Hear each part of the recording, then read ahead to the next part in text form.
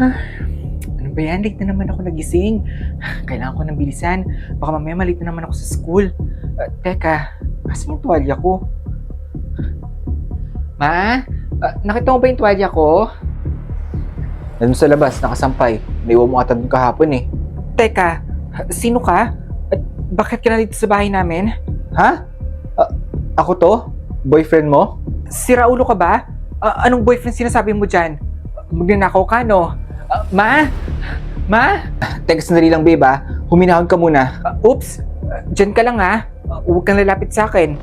Kung hindi, hampasin kita neto. Teka, seryoso ka ba dyan? Unan talaga?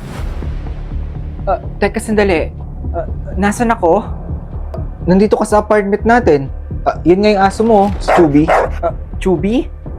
Ano nangyari kay Pepper? Babe, matagal na